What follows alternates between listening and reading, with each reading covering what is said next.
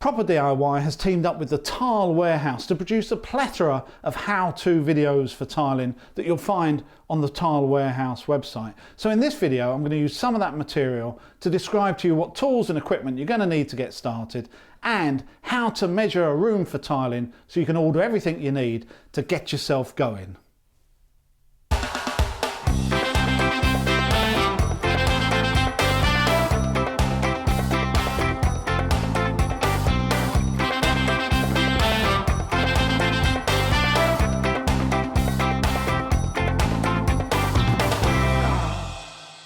A common question from people looking to start their own tiling is, what tools do I need? And the answer is, not that many really, but what I would advise are the ones that you go and buy should be of good quality. That means they're going to work better, last longer, and if you look after them, there's no reason why you won't still be using them on future projects for years to come. So let's jump into my top tiling specific tools that I think you'll need to tile like a pro. And at number one is a good quality tile cutter. This needs to be at least as long as the longest cut you're expecting to make. And you may want to go a little bit bigger so you've covered yourself for future projects. Because big tile cutters can cut small tiles, but definitely not the other way around.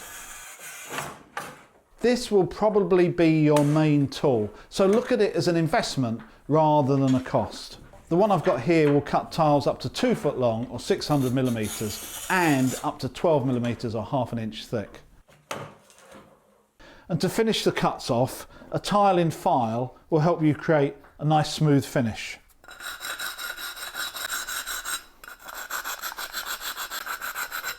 Now that to me looks like quite a nicely finished tile. Just one tip, never run your finger across the cut end of a tile unless you're wearing gloves. There's a very good chance you'll end up with a cut.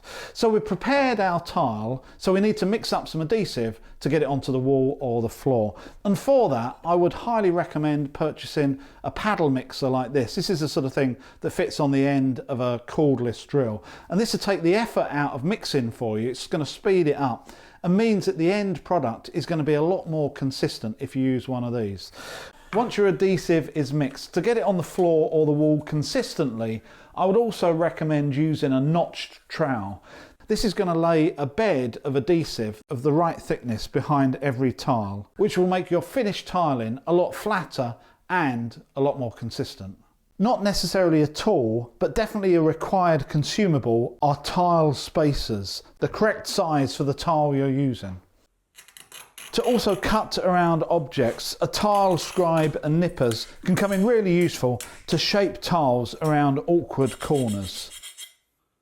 And to finish off, a grout float with a spongy base that's just right for grouting. And last but by no means least, when you're buying your tools and your tiles, seriously consider PPE. You should be wearing these every time you cut or file tiles, and when you're handling them you should be wearing gloves. I like these grippy type ones. I just find they save lots of little cuts over my hands. And if you're over a certain age like I am and you're doing some floor tiling, think about investing in a pair of knee pads. These can significantly improve your whole experience, if you know what I mean. Now firstly, tile spacers. This humble little plastic cross is the secret to getting nice, straight, consistent grout joints between your tiles. Now these come in all sizes from 1 to 10 millimeters thick, depending on what thickness grout line you want. And once they're in place, we'll just give you a consistent gap that you can come back later and grout up without doing any measuring. However, a lot of people, because of their shape, quite naturally think that they should go in the corners between the tiles, which I wouldn't recommend. Let me show you why.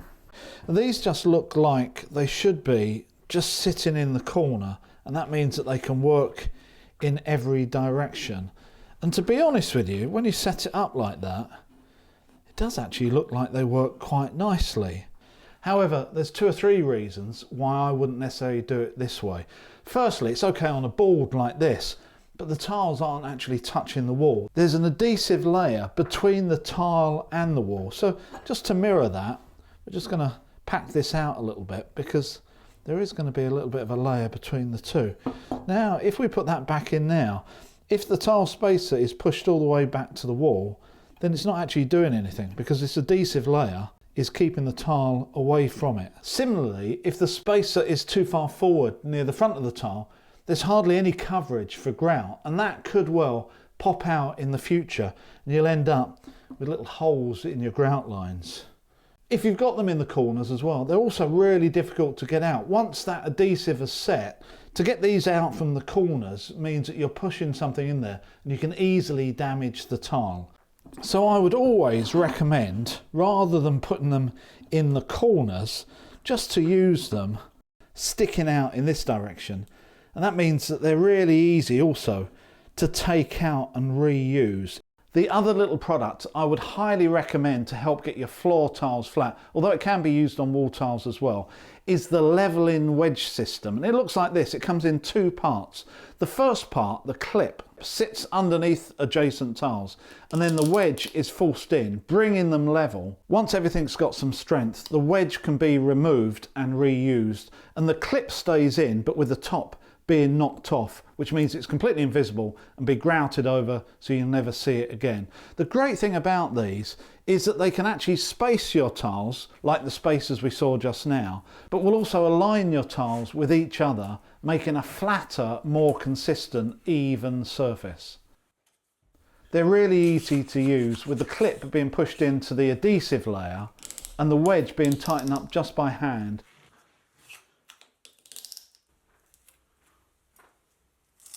Once the adhesive is cured and everything is set in place, then the tops can be snapped off, leaving the bottom clip below the tile line. It's best to do this with a rubber mallet so you don't mark or damage them while you're doing this. And remember, keep your wedges because these are reusable and you can use them on future projects. The clips are really a consumable, but you can buy them in different widths and separately to the wedges. So if you keep your wedges, you can always get clips in the future and use them together. It's a great system to use and I would highly recommend it. Whether it's floor tiles, wall tiles or even outdoor tiles, every tiling project needs the right amount of tiles to finish the job successfully. So in this video I'm going to show you how to measure a room for tiling and give you a couple of tips to help make calculating how much you need easier and more accurate.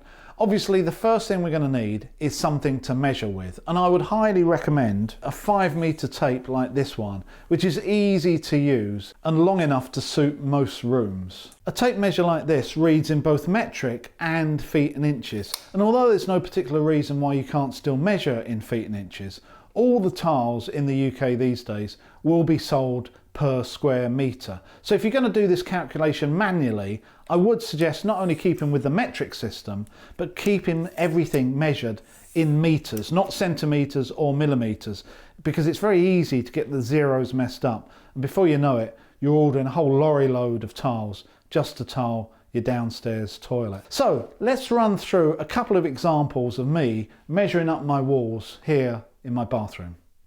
This wall that the bath is on, I want to tile right up to the ceiling and a bit beyond the end of the bath on the right hand side.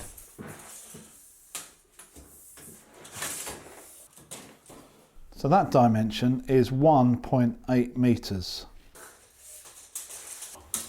And floor to the ceiling is 2.4 metres. So the wall in total is 1.8 times 2.4, which equals 4.32. So the whole wall is 4.32 square metres, but we're not going to tile behind the bath. So if we can work out how many square metres the tile is obscuring, or the obstruction, then we can take that off of the whole wall and save some tiles.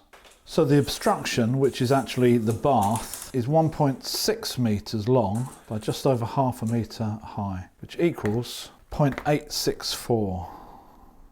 So now we know how many square metres the bath is obstructing. We can take that away from the wall and work out exactly how many square metres of tiling we need. 3.456. So I'm going to round it up and say it's 3.46, and that is the tile area. However, if I just had 3.46 square metres of tile now and I tiled this, I would actually end up short. Why? Because of wastage and cuts. Every time I make a cut against the wall or the ceiling or the bath, I'm going to lose a little bit of tile.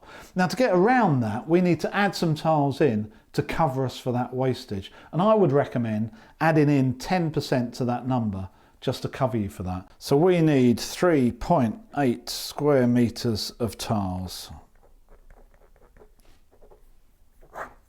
And lastly, if you're trying to work out how much tiling you need for a more complicated wall, like the one behind me, well, on this side, I'm only going to be tiling up to the windowsill level, but on this side, I'm going to go right full height to the ceiling to take into the bath and the shower. Then simply cut the walls in half. Firstly, calculate this half minus the obstruction for the toilet, and then calculate this half right up to full height minus the obstruction for the bath. Then add those two numbers together. Then remember to add your 10% for your wastage and you'll have your number.